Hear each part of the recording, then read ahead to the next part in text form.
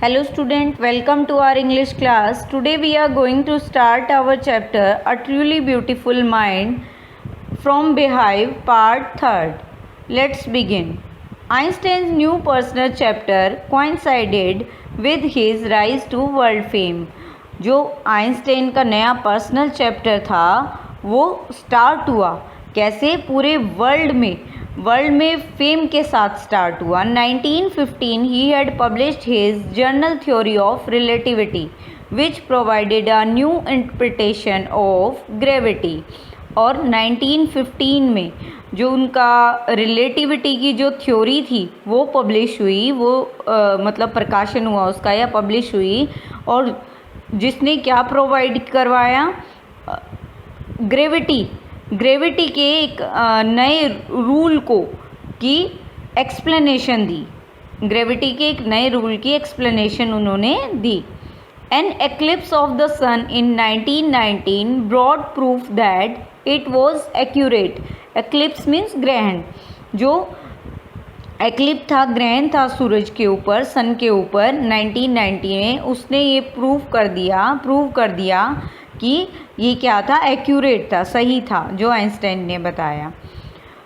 Einstein had correctly calculated in advance the extent to which the light from fixed stars would be deflected through the sun's gravitational field. Deflected means change direction. Einstein ने इस बात से पहले से ही सही क्या कर रखा था, कैलकुलेशन कर रखी थी. क्या कैलकुलेशन कर रखी थी? जो फिक्स स्टार है वो सन के ग्रेविटेशनल फील्ड में लाइट का डिफ्लेक्शन कितने समय में होता है, कितने टाइम में होता है, ये उसने पहले से कैलकुलेट किया हुआ था आइंस्टाइन ने. The newspapers proclaimed his work as a scientific revolution. Proclaimed means announce. Newspaper ने अनाउंस किया या उसको पब्लिश किया, बताया कि उसको क्या माना गया, एक उसके वर्क को, आइंस्टाइन के वर्क को एक साइंटिफिक रेवोल्यूशन मीन्स क्रांति माना गया, रेवोल्यूशन माना गया. Einstein received the Nobel prize for physics in 1921. 1921 में आइंस्टाइन को नोबेल प्राइज़ मिला. He was showered with honour and invitation from all over the world and lauded by the press. अब laud mean होता है praise. अब उसके ऊपर क्या हो गई, शावर, बौछार हो गई. किस चीज़ की? ऑनर, सम्मान मिला उसे, इनविटेशन मिल रहा था हर जगह से, वर्ल्ड के हर जगह से मिल रहा था, और प्रेस भी उसकी प्रेज कर रही थी. When the Nazis came to power in Germany in 1933, Einstein emigrated to the United States. अब क्या था, 1933 में जर्मनी में जो नाजी गवर्नमेंट बनी तो आइंस्टाइन कहाँ चले गए, अमेरिका चले गए.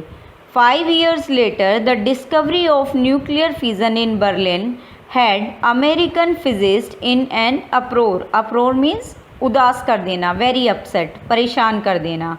अब क्या हुआ, 5 year के बाद जब बर्लिन ने क्या बनाया, न्यूक्लियर फिजन की डिस्कवरी की, तो जो अमेरिकन फिजिस्ट थे वो बहुत ज़्यादा परेशान हो गए. Many of them had fled from fascism just as Einstein had, and now they were afraid the Nazis could build and use an atomic bomb. अब क्या था, बहुत सारे उनमें से फासिज्म से भाग गए और उनमें से आइंस्टाइन भी एक था, और वो डर रहे थे. किस चीज़ से डर रहे थे? कि जो नाजीज़ हैं वो एक एटम बम बना सकते हैं, एटॉमिक बम बना सकते हैं थे, और उसका यूज़ कर सकते थे.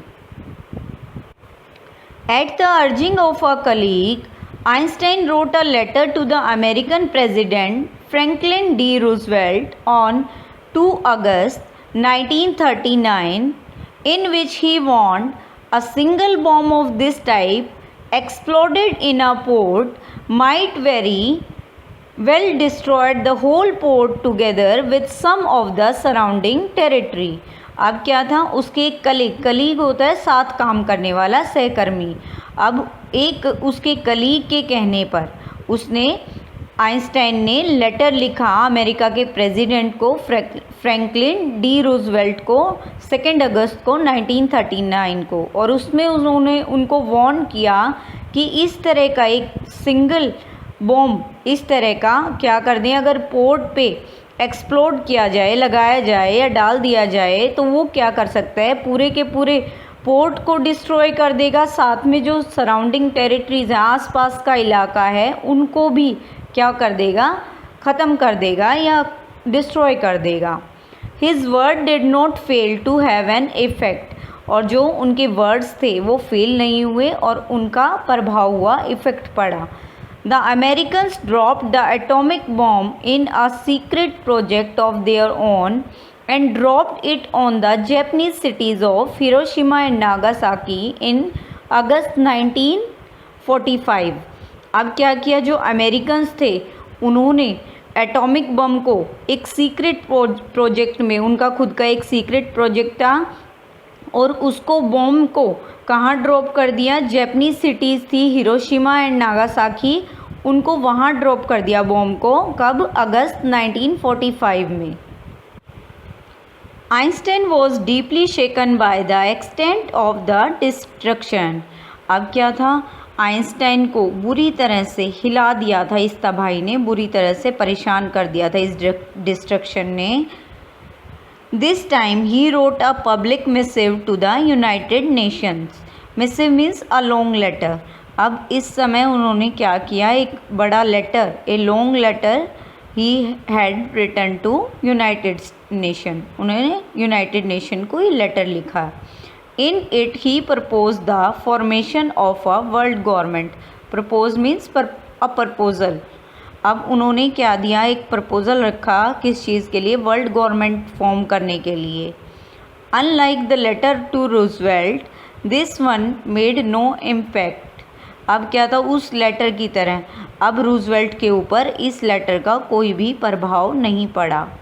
But over the next decade, decade is a term of 10 years, और अगले 10 सालों तक Einstein got ever more involve in politics.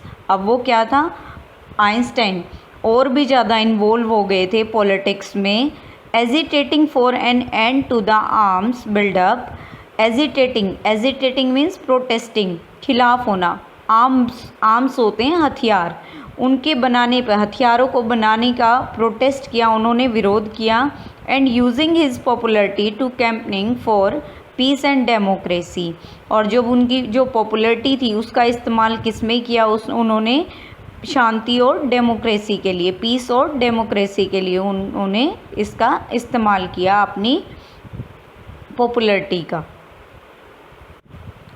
When Einstein died in 1955 at the age of 76, he was celebrated as a visionary and world citizen as much as a scientific genius।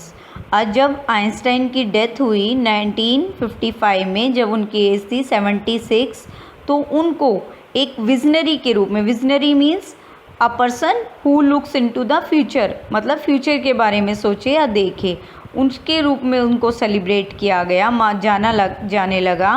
और world citizen के साथ साथ उनको scientific genius के साथ साथ एक world citizen भी, विश्व नागरिक के रूप में भी उनको स्वीकार किया गया है, माना गया।